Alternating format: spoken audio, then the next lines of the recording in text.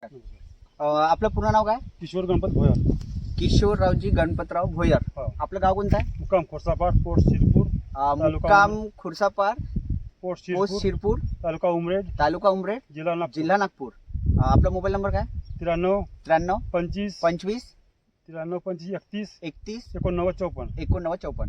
बरं किशोर भाऊ, आपण जे हल्लीमध्ये शेतात आहोत हा, हे कसल्या प्रकारचं पीक आहे? कापूस. कापूस. आपण किशोर भाऊच्या शेतात आलो कापूस या पिकामध्ये.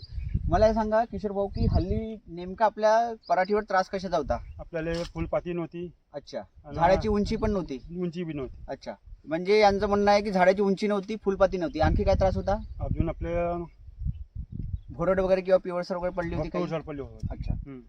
तर आता तर आपण हल्लीमध्ये पाहतो की झाडाला पातेही चांगले आहे ना फुलही चांगले आहे, बरोबर आहे? हो, तर मला हे सांगा की याच्यावरती तुम्ही कसल्या प्रकारची औषध फवारणी केली, म्हणजे तुम्हाला कोणत्या दुकानदारांना याच्याबद्दल सांगितलं? श्री साई गणेशा कृषी सेवा केंद्र. अच्छा, म्हणजे हिंगणघाट. तुम्ही श्री साई गणेशा कृषी केंद्र हिंगणघाट मध्ये गेले, हो, म्हणजे तुम्ही इथून उमरेडवरून तिकडे हो. औषध घ्यायसाठी गेले त्यांच्या हो. दुकानात. हो. अच्छा, त्यांनी औषध दिल्याच्या नंतर तुम्हाला काय दिसून आलं आणि किती दिवसात दिसून आलं? म्हणजे 4 दिवसांनी फरक जाणवला. म्हणजे फवारणी केल्यानंतर हो. 4 दिवसात, तर हो. 4 दिवसामध्ये काय काय झालं? म्हणजे पाती आली की काय? पाती आली, हा. फुलं आले.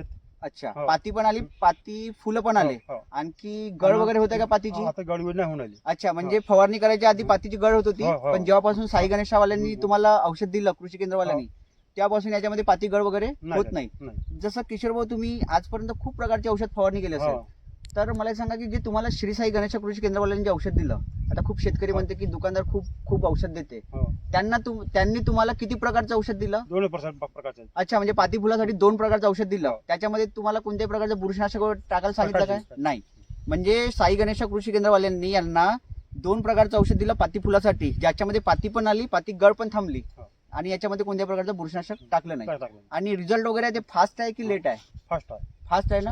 आता कसं आहे किशोर भाऊ, खूप जणांच्या पराठे आहे की ज्यांच्या पावसामुळे कसं आहे की पराठीची पूर्ण पाती गळून आहे, तर बाकी बी शेतकऱ्यांनी हे औषध मारायला पाहिजे की नाही पाहिजे? मारायला पाहिजे. मारायला पाहिजे ना.